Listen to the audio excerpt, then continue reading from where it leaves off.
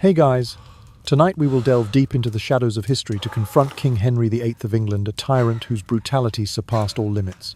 Together, we will uncover 99 chilling facts about him. Details so grotesque and terrifying they are enough to keep you awake. The opening story will send shivers down your spine. Henry VIII once fostered thousands of maggots directly on a necrotic wound on his leg. What was his reason? He believed these larvae were doing God's work, that they were digesting his sins, and, more importantly, that they whispered court secrets and cryptic prophecies into the king's ear. Just imagine this horrifying truth. The most powerful king in England worshipped these squirming creatures crawling over his rotting flesh, regarding them as divine messengers. That is the clearest evidence of Henry's warped psychology and his delusion of divine power. Before we begin, please be sure to like the video and subscribe if you truly enjoy these dark tales. Don't forget to leave a comment letting me know where you are watching from and what time it is in your local area.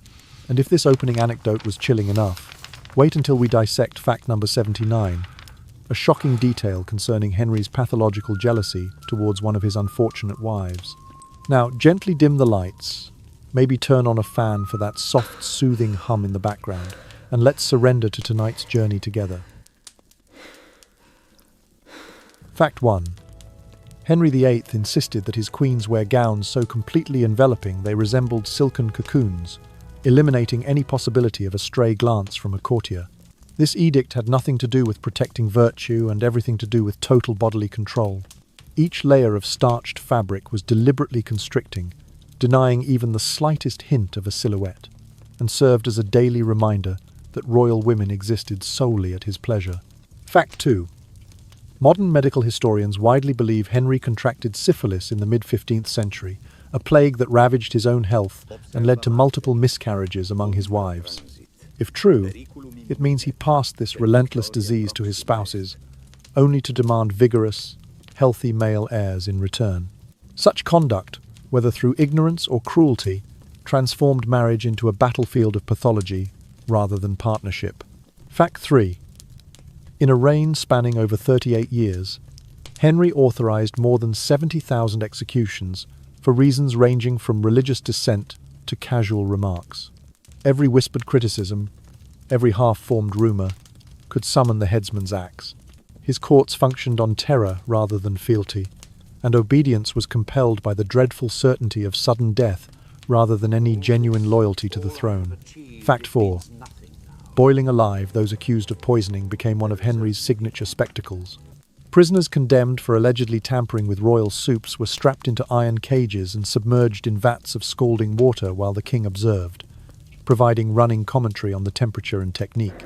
Their horrific screams reverberated through the corridors, a macabre entertainment guaranteed to silence any potential conspirator. Fact 5.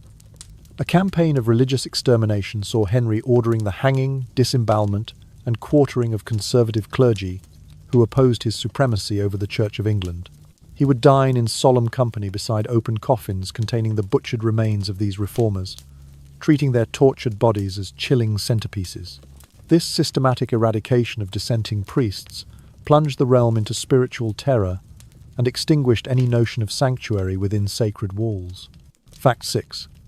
Henry VIII maintained a pack of more than 70 hunting hounds, each ominously named after mythic beasts Cerberus, Hydra, Chimera, and the like. These dogs were not merely companions on the hunt, they were instruments of violence. Contemporary Tudor records describe how Henry ordered the hounds to be trained to attack and kill on command. According to the Chronicle of 1523, condemned prisoners were sometimes offered as live training for these beasts. Witnesses recounted the savage scenes, hounds tearing at flesh, while the king observed detachedly, as though enforcing his will through trained animals. This practice revealed not only his appetite for cruelty, but a chilling willingness to transform creatures once innocent into living weapons of death. Fact 7.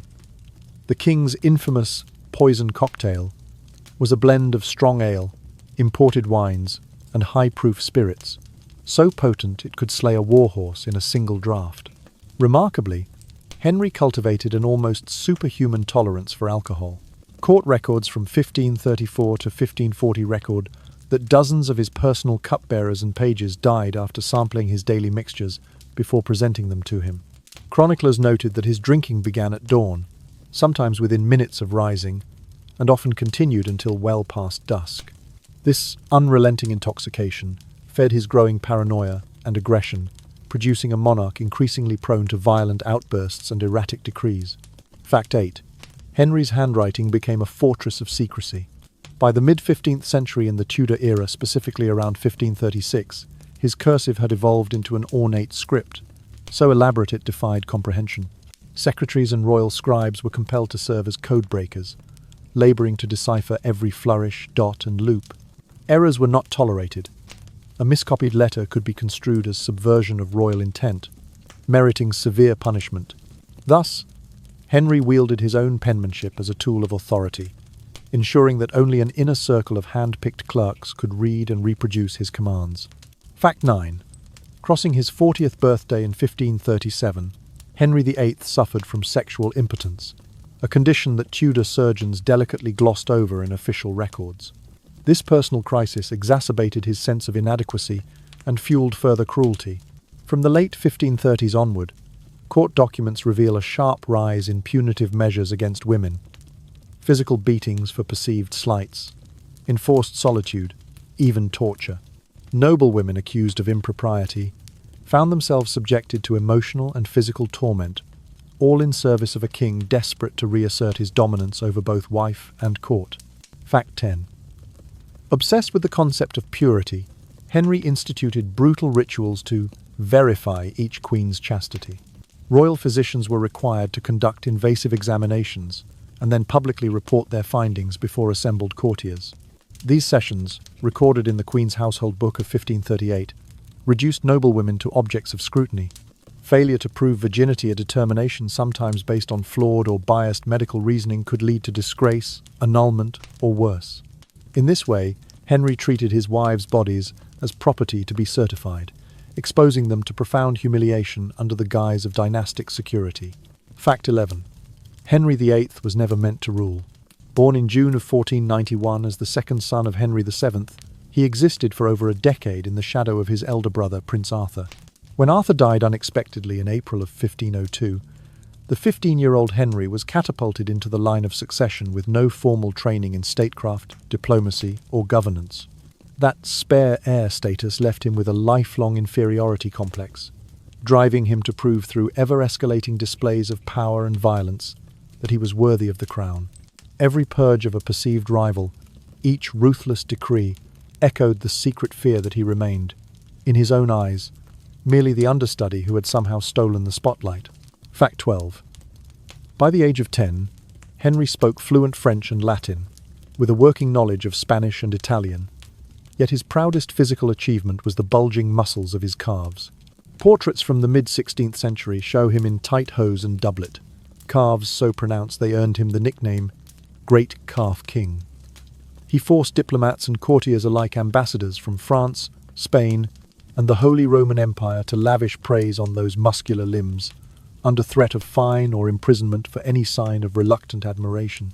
In later years, as obesity and ulcers sapped his strength, that earlier vanity became a cruel irony. The calves he once adored stood as the only testament to a youth long since eroded by age and infirmity. Fact 13. Music at court could turn macabre under Henry's rule.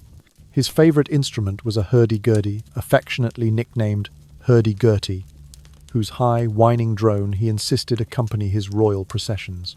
Officials dared not show distaste. To criticise its divine lament was to risk losing one's head.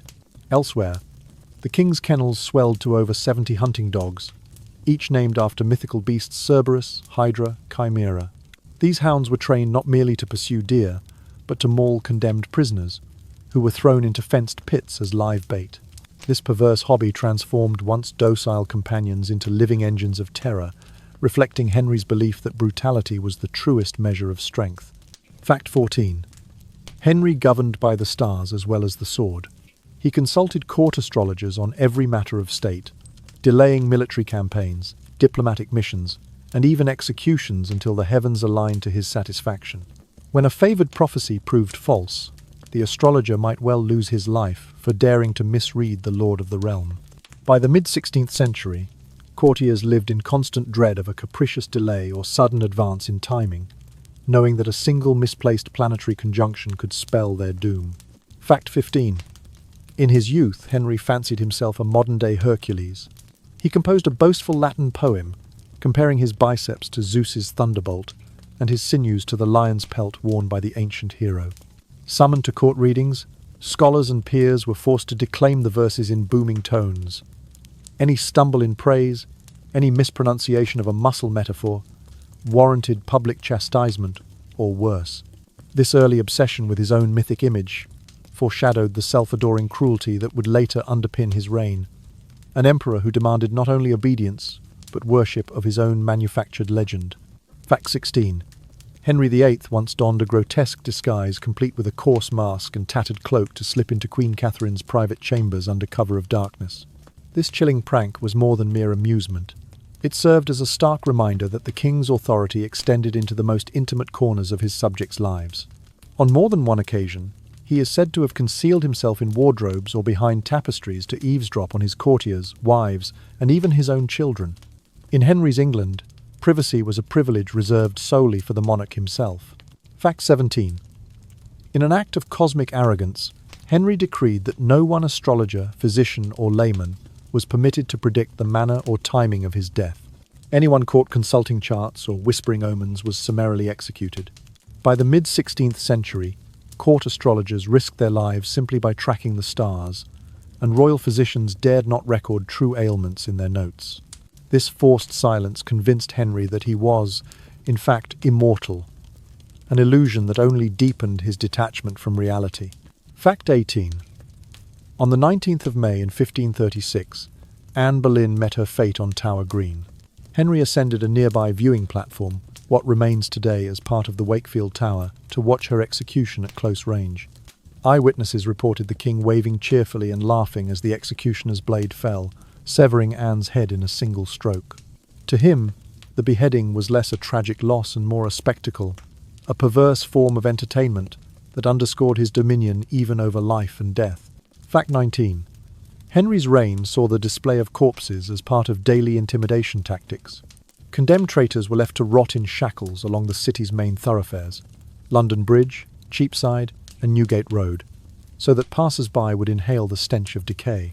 Scholars estimate that over 300 bodies were exhibited in this manner during his 37-year reign. Children reportedly played near these gruesome displays of power, unaware of the true horror underpinning the practice.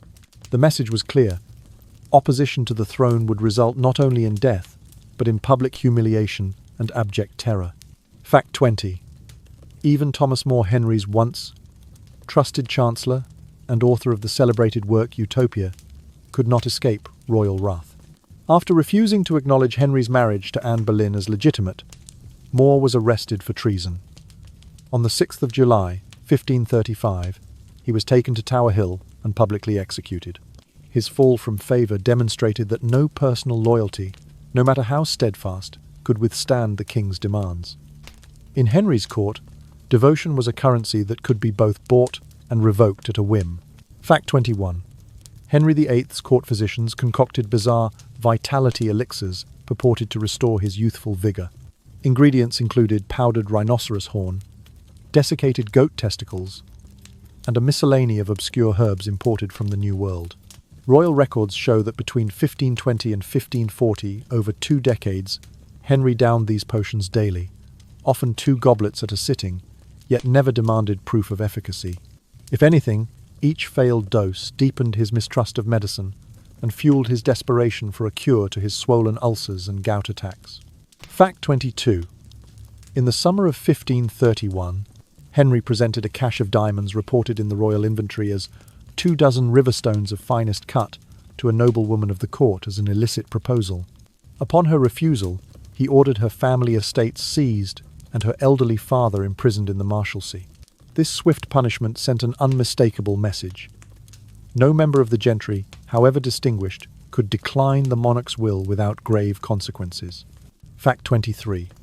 The king established what courtiers eventually dubbed the bedchamber spy network.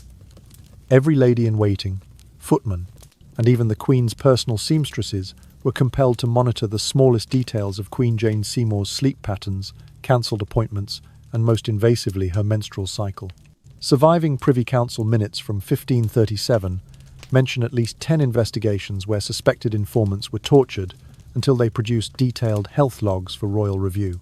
Fact 24. In January of 1539, following his annulment from Anne of Cleves, Henry publicly accused her of stench of foul breath in a proclamation read in both Latin and English before the Court of Augmentations. This slanderous claim tarnished her reputation irreparably, forcing her into self-imposed exile at Hever Castle. Decades later, letters from German diplomats still refer to her as the Breathless Princess. Fact 25. Upon marrying Catherine Howard on the 12th of July 1540, Henry lavishly praised her as the rose without a thorn. Yet, less than 2 months later, on the 13th of February 1541, he ordered her execution for alleged infidelity. From adoring compliments to the fatal stroke of the axe, Henry's affections could pivot in mere moments, transforming a celebrated queen into a criminal spectacle. Fact 26. The morning after Anne of Cleves was interred at Westminster Abbey, Henry surprised his council by announcing his betrothal to Jane Seymour. The date January the 17th, 1541 remains etched in court annals as proof of his ruthless calculus. Personal loss meant nothing if a new marriage might secure the male heir he so desperately craved. Fact 27. In the year 1526, Henry enacted the Treason Act, criminalizing any compassing or imagining of the king's death, and making the very prediction of his demise a capital offence. Court astrologers, physicians, and scholars swiftly learned to stay silent on His Majesty's health. Rumours swirl that one learned soothsayer who ventured a cautionary forecast was promptly sent to the Tower, vanishing without record. Deprived of honest counsel, Henry came to believe himself immortal, a delusion that eroded his ability to judge both friend and foe. The palace stifled under the weight of unspeakable fear, for no mind dared whisper of the natural frailties that might visit even a king. Fact 28. Henry's matrimonial record reads like a litany of horror. 2 of his wives, Catherine Howard and Anne Boleyn, were executed by beheading at Tower Green in 1542 and 1536, respectively. 2 others, Irene of Denmark and Anne of Cleves, never tasted the executioner's axe but lived in perpetual terror of the scaffold. Each marriage became a drawn-out psychological crucible. Every letter, every curtsy, every silent glance a potential trap. The queenly bride who entered Westminster Hall in flowing silk and courtly smiles often found herself months later stripped of titles, confined to remote castles, or ordered to retire to the sidelines of court life.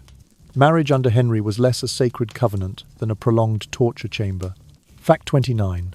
Princess Elizabeth, later Queen Elizabeth I, was born in 1533 to Anne Boleyn. When Anne fell from grace and lost her head, the infant Elizabeth was declared a bastard, stripped of her status, and sent to live with distant relatives. Labelled that naught child, and deprived of her rightful inheritance, she endured years of uncertainty and stigma. Yet it was precisely these early hardships, cold draughts in draughty manners, the sting of courtly whispers, the ache of familial exile that forged Elizabeth's steely resolve. Her later reign of 45 years would reflect the perseverance of a princess who had learned, in her tender years, that royal blood alone did not guarantee security or respect. Fact 30. Henry's cruelty extended beyond human victims. He maintained a kennel of over 70 hunting hounds, each named after a mythical beast such as Cerberus, Hydra, and Chimera, and trained them for the most grotesque spectacles. Prisoners accused of treason or heresy were brought into the kennels, bound to stakes, and torn apart alive. Accounts from 1539 describe dignitaries who bore witness in horrified silence, for to look away could be deemed cowardice or disloyalty. These animals, once noble companions on hunts, became living instruments of terror-proof, of a regime that would spare neither body nor soul to assert its dominion. Through these 4 facts, we glimpse a sovereign whose fear of mortality drove him to erase any challenge to his life, whose marriages became battlegrounds of the mind, whose discarded offspring rose in triumph, and whose beasts of war feasted on the flesh of the condemned. Henry's reign stands as a stark lesson in the perils of absolute power, unchecked by compassion, and a reminder that the darkest pages of history often lie in the details we dare not speak aloud. Fact 31. Henry often treated executions as a form of theatre, bringing his own banquet of roasted meats and flagons of wine to the scaffold. He would critique the executioner's technique, whether the axe swung true in a single stroke, and listen intently to the condemned's final confession. Accounts from 1540 say that courtiers, pale and trembling, were obliged to applaud or face suspicion. For Henry, the spilling of royal justice became a grotesque spectacle, an amusement to savour between mouthfuls of peacock pie. Fact 32. In 1534, a minor courtier dared to mutter, "Someday the king must fall." In a drunken jest, word reached Henry, who had the man arrested for lèse-majesté. Within days, the courtier was hanged at Tyburn. His crime, predicting the king's mortality, was treated as high treason. This macabre enforcement of Henry's immortality mocked the very notion of human frailty, turning a simple phrase into a death sentence and reminding every subject that even words could be fatal. Fact 33. During his reign's Tudor Reformation, Henry ordered that any woman caught distributing Protestant pamphlets be burned at the stake. In 1539, at St. Paul's Cross, a dozen women were immolated before a gathering of spectators. Henry himself dined nearby in a specially erected gallery, whistling approval as the flames leapt. The sizzle of rendering flesh mingled with the clink of goblets. For the king, heresy was not merely to be punished, but celebrated as a public feast of terror. Fact 34. Henry compiled what he called his Book of Wrath, a ledger recording the names of hundreds deemed enemies of the crown. Each entry detailed tortures to be employed: rack, boiling water, or the notorious scavenger's daughter. The book, begun in 1531 and updated annually, was sequestered in the Privy Seal office. Courtiers whispered that hearing one's name uttered at court might mean instant summons to the Tower. The ledger's existence made every glance over the shoulder a moment of dread. Fact 35.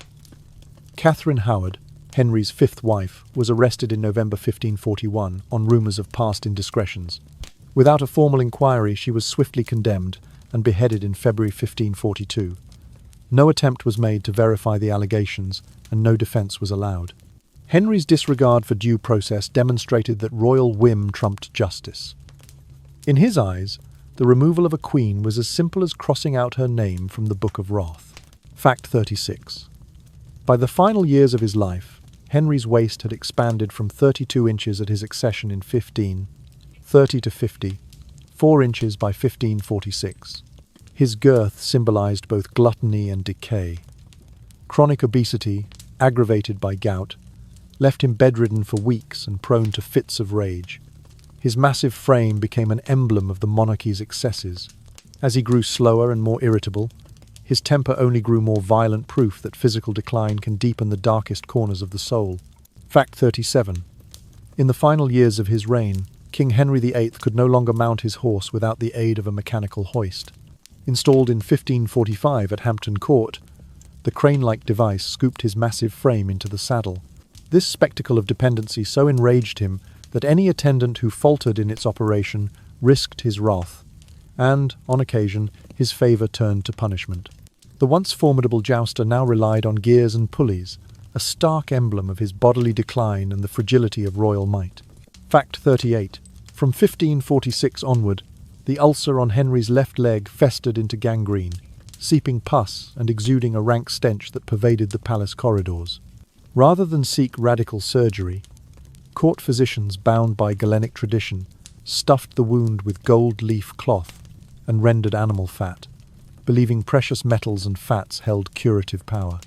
In reality, these poultices only deepened the infection and intensified the foul odour, turning the king's presence into a walking miasma that haunted his courtiers. Fact 39. Compounding the stench, Henry suffered from rampant dental decay and oral infections. His halitosis became notorious. Ambassadors and nobles were often seen discreetly pinching their nostrils during audiences. Unaware of modern hygiene, Henry believed that chewing raw garlic each morning would ward off miasmas and evil humours. Instead, the garlic only married with the leg ulcer's reek to create an even more overpowering bouquet, one that followed him like a sinister herald through every chamber. Fact 40. To mask these odours, the royal household burned sheaves of rosemary, thyme, and other fragrant herbs twice daily. Chambers, galleries, and even the chapels filled with curling smoke and pungent vapours that mingled with fear itself. This ritual fumigation reminded all who inhaled it that the king was near his scent, preceding and outlasting his footsteps, a constant reminder of both his mortality and his terror. Fact 41. In their obsession with humoral theory, Henry's physicians collected and examined samples of his excrement twice each day. They catalogued its colour, consistency, and odour in meticulous registers. Major political decisions, such as war councils or marriage negotiations, were often delayed until the stools met the king's golden standard. Contemporary scribes noted that statecraft sometimes hinged on the appearance of His Majesty's stool, a bizarre testament to the medical superstition that held sway over the Tudor court. Fact 42. Finally, the king's profuse sweating, exacerbated by obesity and infection, led to painful rashes under his arms and across his chest. His tight doublets and embroidery-studded garments absorbed the moisture, leaving yellowed stains and a sour odour that no amount of lavender water could conceal. Agitated by these uncomfortable blemishes, Henry's irritability blossomed into sudden tantrums, and courtiers learned to tread lightly, lest a perceived slight provoke an eruption as fierce as any battle cry. Fact 43. Henry VIII's dread of opening his pores to disease led him to avoid bathing for months at a time. From 1843 until well into 1845, he went without washing or changing his garments. The linen and wool of his doublet, hose, and cloak became caked with sweat and dirt, exuding a rancid odour that followed him through Hampton Court's corridors. Courtiers, though choking on the stench, dared not complain. Their loyalty to the sovereign outweighed even basic human decency. Servants would anxiously shuffle behind him, offering perfumed handkerchiefs, an unspoken acknowledgement of the king's overwhelming musk. Fact 44. The infamous codpiece on Henry's armour grew so large and meticulously decorated that it became its own statement piece. Commissioned in 1542 by royal armourer Robert Edge, the polished brass codpiece extended several inches from the breastplate, embossed with Tudor roses and weighing nearly 10 pounds. Ostensibly a symbol of masculine virility, in reality it spotlighted Henry's mounting insecurities about his sexual potency. Every courtier who glimpsed its gleam understood it as both a boastful display and a desperate mask for the king's private anxieties. Fact 45. In his final years, Henry's failing bladder control and chronic leg ulcer forced him into fox fur diapers. These padded undergarments, crafted from the pelts of silver foxes, imported at great expense, served to absorb incontinence and cushion the agony of his gangrenous wound. Though soft, they were a humiliating admission of bodily breakdown for a monarch once famed for his athletic prowess. A small cadre of servants, sworn to secrecy, performed the intimate task of changing and laundering these fox fur diapers, ensuring the king's private disgrace remained concealed from the wider court. Fact 46. The ulcer on Henry's leg, first incurred in 1816 during a jousting accident, had long since turned gangrenous. By 1844, it wept dark, foul-smelling pus that stained the surrounding tissue and soaked through his hose. Each step was agony, and the constant pain fueled surges of rage directed at any unlucky noble in earshot. Physicians, powerless to stem the infection, could only offer poultices that sometimes worsened the rot. The stench, described by one court diarist as the breath of death itself, became a living reminder of both his physical decline and the king's monstrous demands on those around him. Fact 47. Audience after audience saw courtiers collapse from the putrid fumes swirling around Henry's wound dressings. To prevent disruption, the king instituted rescue squads of masked attendants, fully garbed in perfumed leather gloves and cloth masks. When someone fainted, these discreet medical teams would bear the stricken courtier to a secluded chamber, administer smelling salts or spiced wine, and return them to duty with minimal notice. Thus, the facade of unwavering loyalty remained intact, even as one by one the king's closest advisers reeled from the olfactory onslaught. Fact 48. On January 28, 1547, Henry VIII's mortal remains were interred in St. George's Chapel. Sealed within a black oak coffin and entombed beneath the chapel floor, the king's body began to decompose in the chilly crypt. Within days, anaerobic bacteria generated gases that built tremendous pressure inside the coffin. One morning, a thunderous explosion shattered the wooden lid, scattering rotted shroud and bone fragments across the chapel floor. The shock sent stray dogs and foxes surging through the chapel doors, drawn by the odor of decay. They tore at the scattered remains in a gruesome feast, nature's final, savage judgment on a ruler whose life had been defined by power, corruption, and fear. Fact 49. Henry VIII's court believed that a sneeze could be an omen from heaven or hell. The precise timing and number of sneezes influenced state matters. One sneeze might signal good fortune for diplomacy. 2 sneezes portended disaster for military campaigns. Courtiers dared not sneeze openly during council meetings for fear of incurring royal displeasure. They would pinch their noses or hold back the urge, stifling fits of the sacred paroxysm, lest they trigger policy reversals or sudden proclamations. Fact 50. The king's obsession with astrology ran so deep that he postponed at least 3 major military expeditions and 2 royal marriages in the year 1543 alone, waiting for an astrologer's blessing based on planetary alignments. Even executions, among them the beheading of Sir Thomas More on July 6, 1535, were delayed until favourable star charts were drawn. This reliance on celestial counsel gave rise to what courtiers called the shadow government, where the royal astrologer wielded more power than the Lord Chancellor. Fact 51.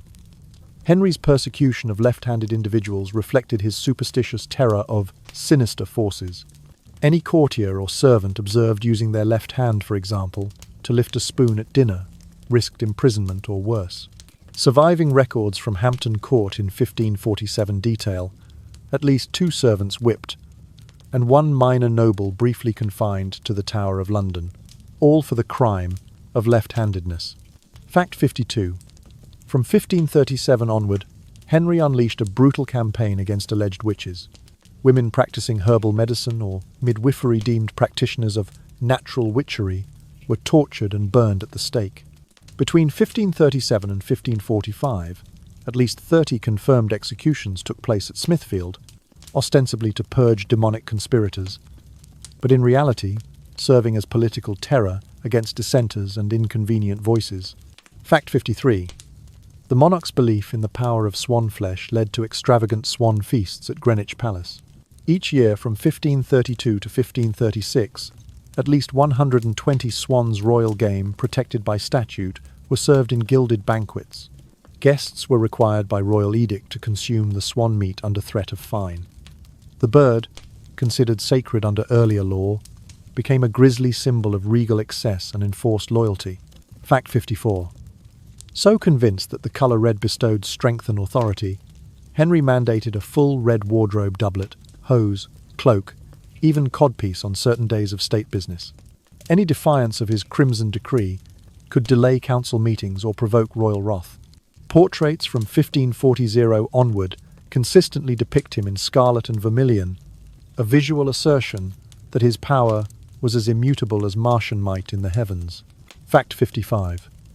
Henry VIII insisted on stashing charms and potions beneath his pillow each night to ward off evil spirits. Small vials of herbal brews, seashell amulets, and strips of linen soaked in rosewater filled his bedchamber, piling up until his head could scarcely rest. Royal physicians cum court exorcists were kept on constant alert, replacing talismans whenever the king's dreams turned restless. These nightly rituals, intended to protect him more often, deprived him of sleep, as the weight and bulk of useless trinkets pressed cold against his neck. Fact 56. Any mention of the word fat was strictly forbidden within court walls.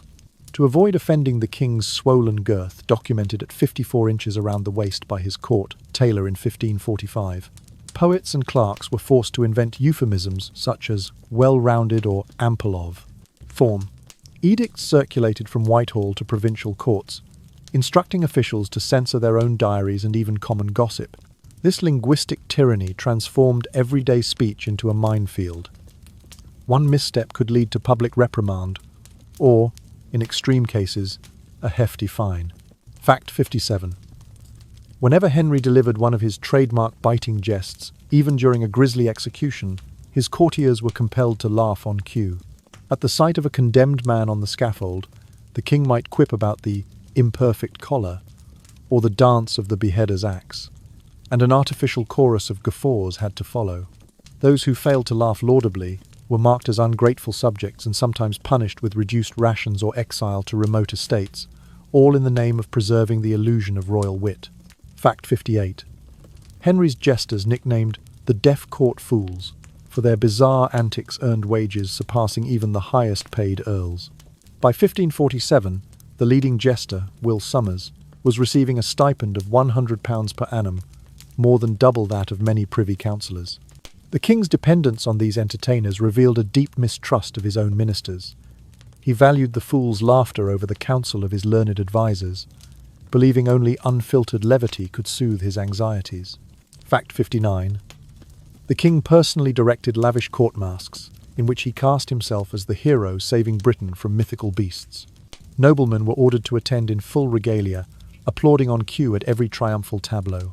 These spectacles, staged at Hampton Court and Whitehall between 1542 and 1547, served less as entertainment and more as propaganda, an assertion of royal grandeur that left courtiers exhausted by choreographed adulation. Fact 60. Convinced he was a modern-day Arthur of the Round Table, Henry commissioned the construction of a circular castle at Richmond Park in 1543. Towering stone walls formed a perfect ring around an inner courtyard, though the project was never completed or occupied. Despite its abandonment, the round castle consumed vast sums estimated at £10,000 of royal revenue before work ceased in 1546. The unfinished fortress stood as a silent monument to Henry's quixotic dreams, a testament to how mythic ambition can override all practical concerns. Fact 61. Henry VIII claimed that, on the eve of each tilting tournament, he saw a radiant angel hovering above his tent. According to court chronicler Edward Hall, the king first reported this vision on the 1st of August 1529, just before the annual Greenwich joust. Henry used this purported divine encounter to assert that his reign was blessed by Providence and that he was untouchable. Privy councillors and gentlemen-at-arms alike whispered in dread, if God himself protected the monarch, who dared oppose his chosen ruler? Fact 62. In April 1546, Henry summoned Queen Catherine Parr's private theologians and ordered the public burning of her own book, Prayers or Meditations, the first English devotional text penned by a queen. He claimed her writings contained dangerous ideas that excited women's minds to dangerous independence. On the 19th of April, stacks of Catherine's printed pages were piled in St. Paul's churchyard and set ablaze. This act of biblioclasm served as a chilling reminder that even learned ladies who dared engage in theological debate could be silenced by royal decree. Fact 63. Jane Seymour died of puerperal fever on the 24th of October 1537, mere days after giving birth to Edward VI. Within hours, Henry proclaimed her his only true wife, praising her obedience and self-sacrifice. "She troubles me no more," he reportedly said to Privy Councillor Thomas Wriothesley. This twisted tribute, elevating a deceased spouse precisely because she could no longer displease him, reveals Henry's cruel equating of love with absolute compliance and his willingness to idealize death as the only way a wife could forever please her husband. Fact 64. Only 6 days after Catherine Howard's execution on the 13th of February 1542, the court held a grand carnival at Whitehall Palace.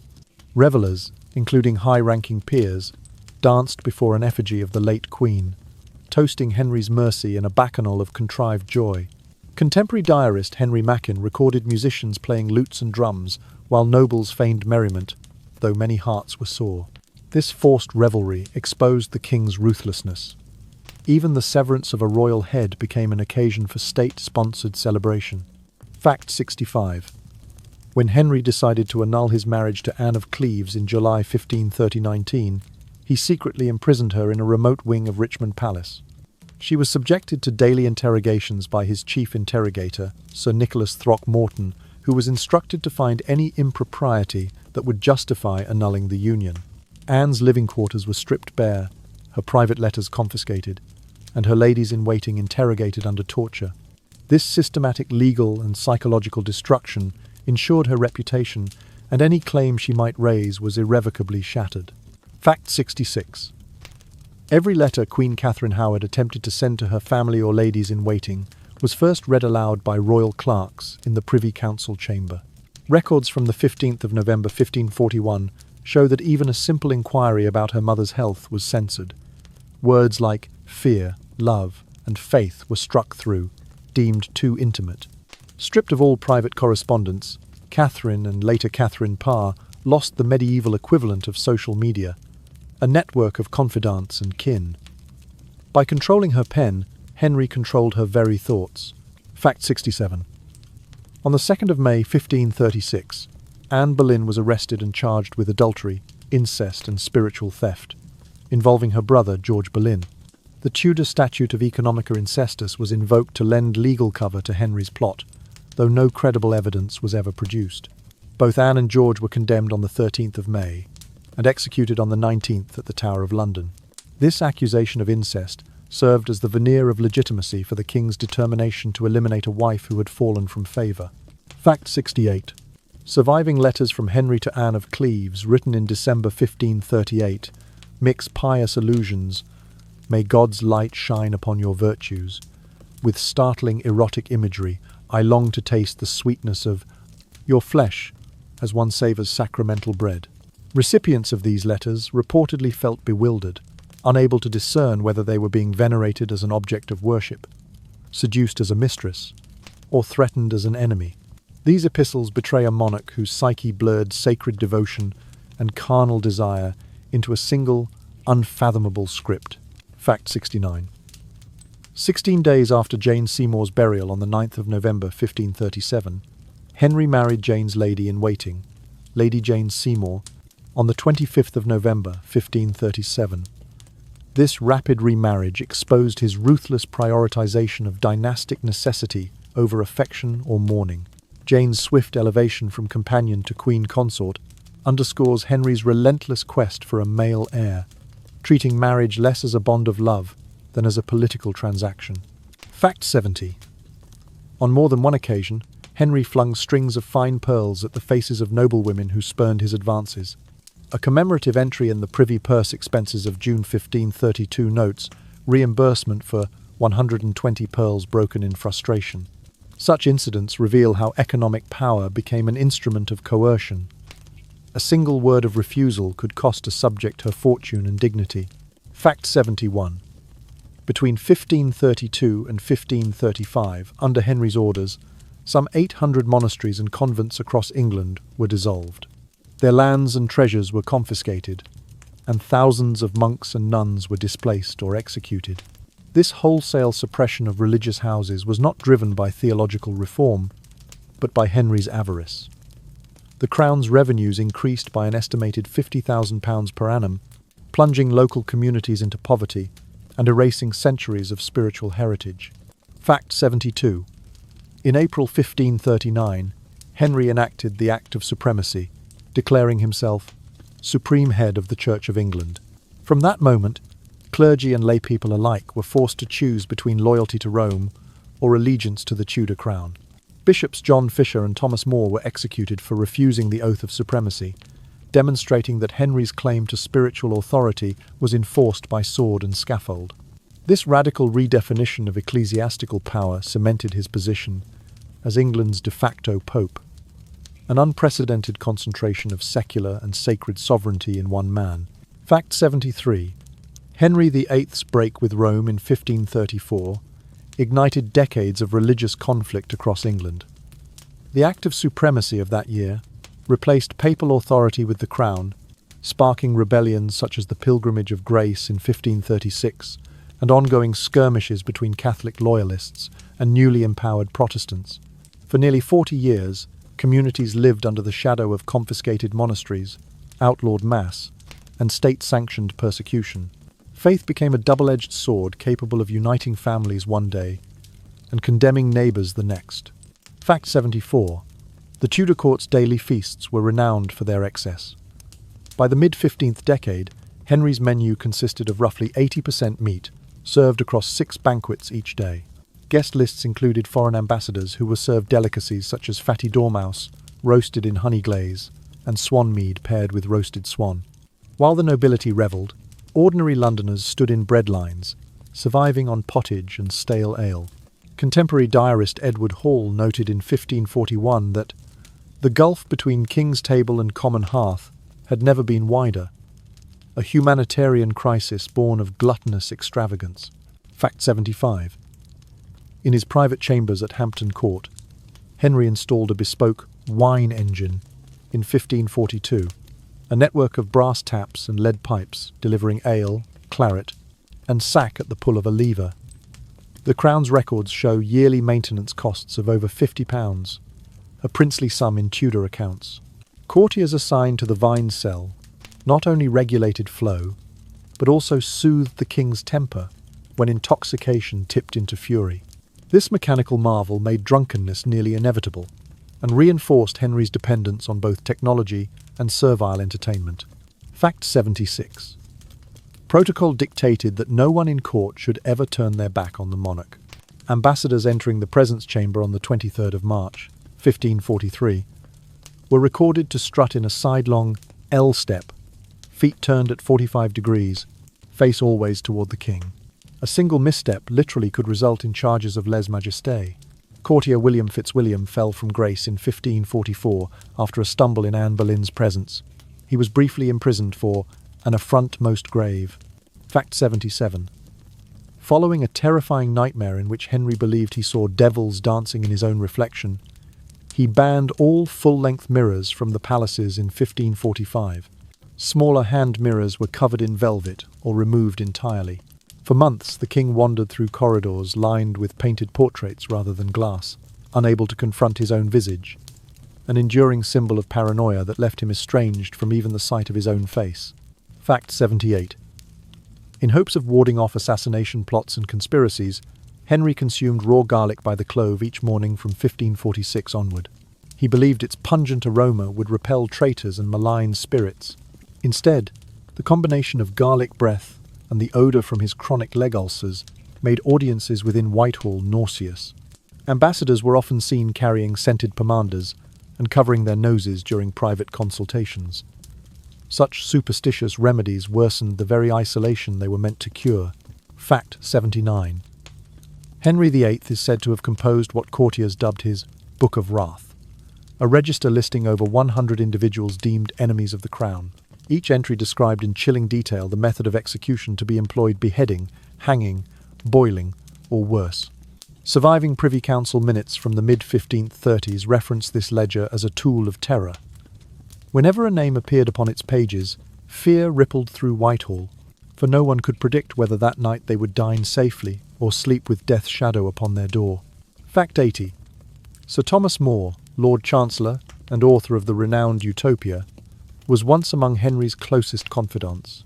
Yet on July 6, 1535, More's staunch refusal to acknowledge the king's supremacy over the Church of England rendered his past loyalty meaningless.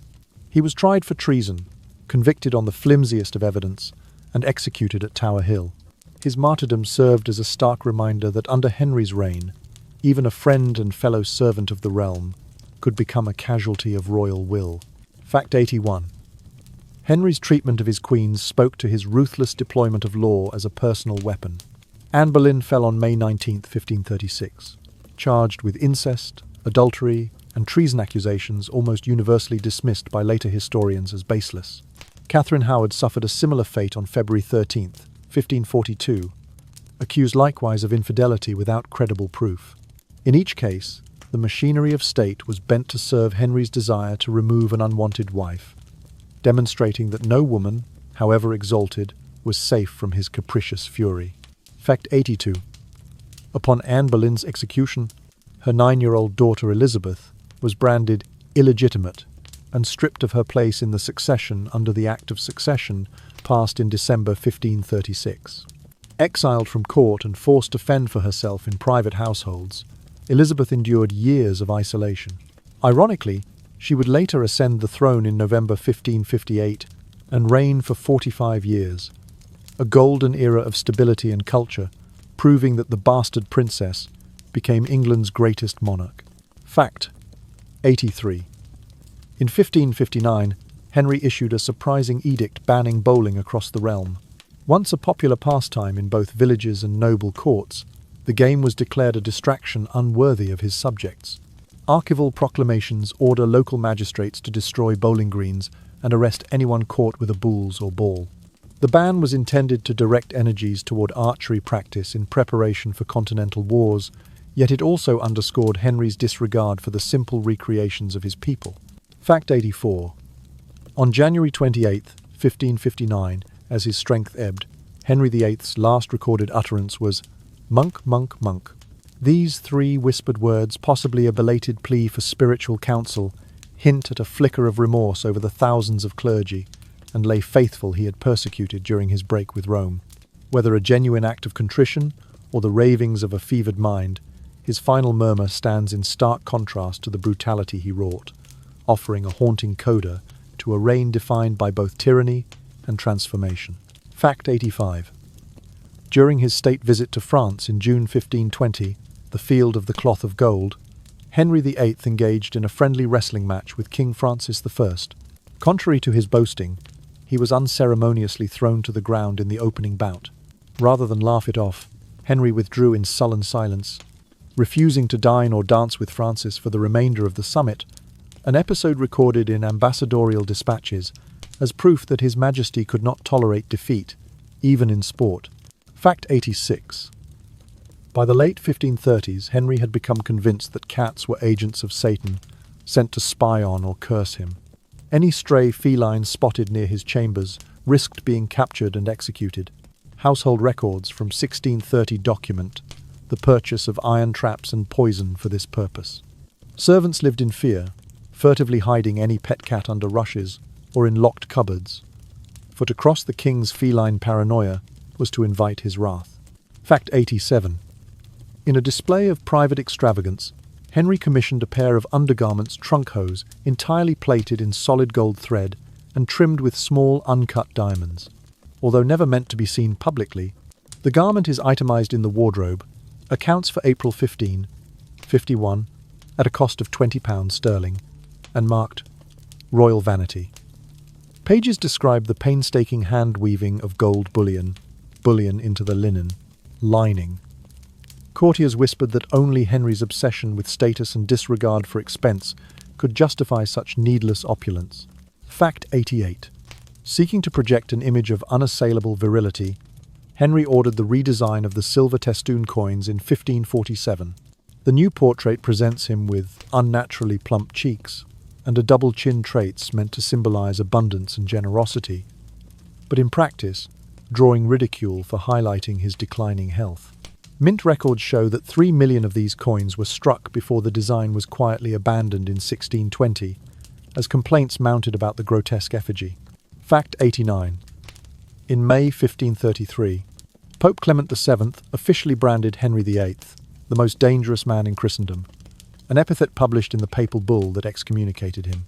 This declaration marked the apex of Henry's break with Rome.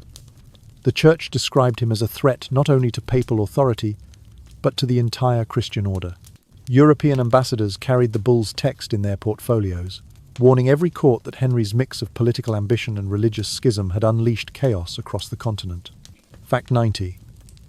Above all, Henry's greatest obsession was his failure to produce a male heir. He married 6 times, endured decades of courtship and negotiation, yet died without a surviving son.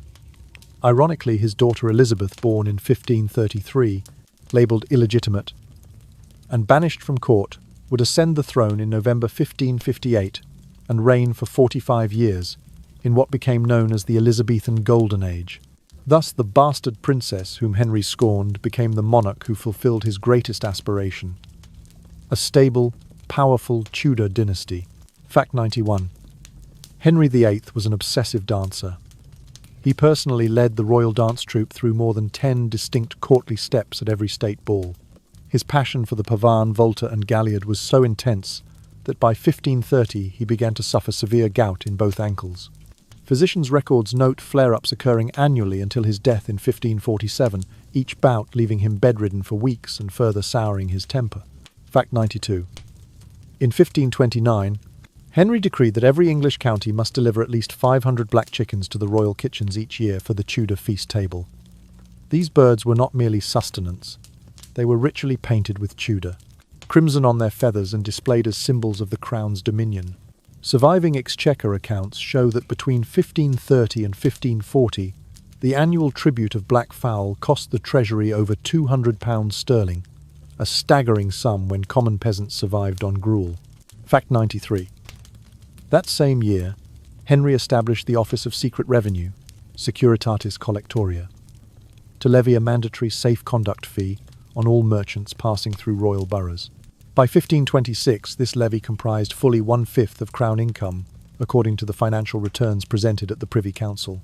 Traders paid sums varying from 1 shilling to 5 shillings per cart, depending on the wares carried a hidden tax, camouflaged as protection, that swelled the royal coffers at the expense of commerce and public goodwill. Fact 94. Between 1530 and 1534, Henry ordered the importation of 30,000 velvet red rose bushes from France to replant Hampton Court's great garden. He believed the bloom's deep hue would draw forth vital spirits.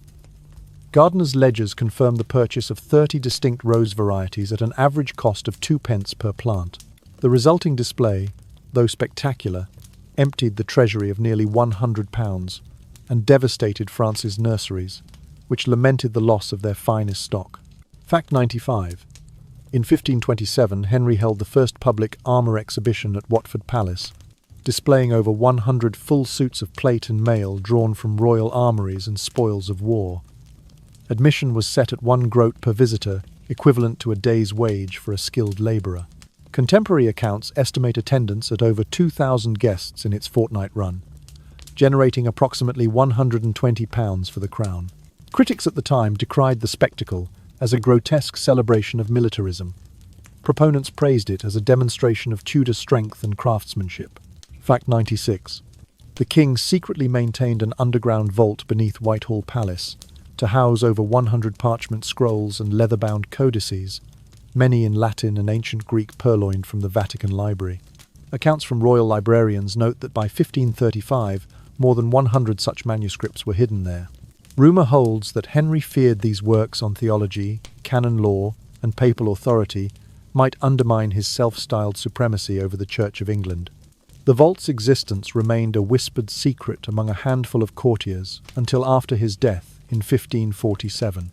Fact 97.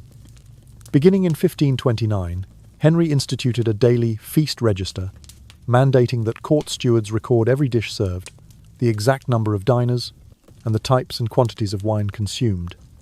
These logs filled nearly 200 vellum pages each year. Surviving registers in the royal archives reveal menus ranging from peacock pie to spiced venison, alongside imports of French claret and Spanish sherry. Centuries later, historians rely on these meticulously kept volumes to reconstruct Tudor culinary and ceremonial practices with unparalleled precision. Fact 98. In 1532, Henry became the first English monarch to deploy carrier pigeons for royal communications. He ordered over 200 homing pigeons bred at Greenwich, then released them in experimental flights between fortified posts along the Thames, most notably between the Tower of London and Greenwich Palace. Chroniclers record the initial trial on July 8, 1532, with the message delivered over 4 miles in under 20 minutes. This primitive network presaged later developments in wartime signalling and emergency response. Fact 99. Within his private study, Henry curated a collection of more than 30 ceremonial quill pens made from the feathers of rare exotic birds, ostrich, peacock, and eagle.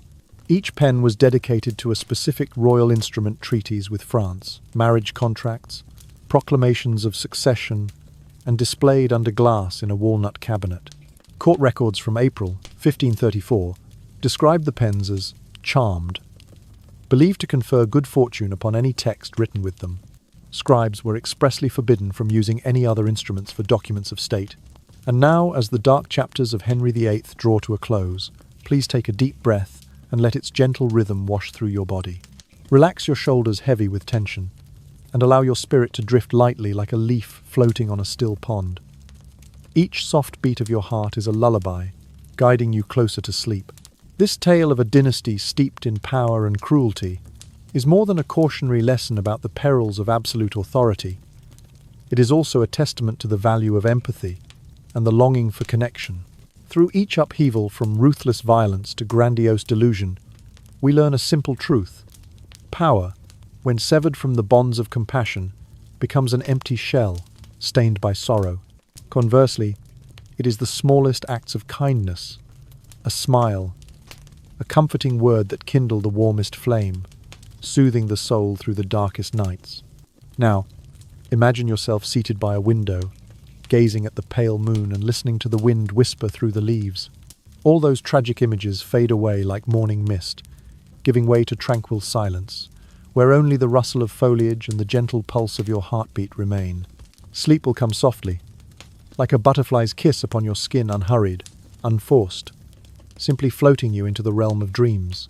The message we carry from this journey is a reminder of our human limits, where superstition and ambition can erode our very nature. Yet it also affirms the boundless power of love when we share life's simplest gifts.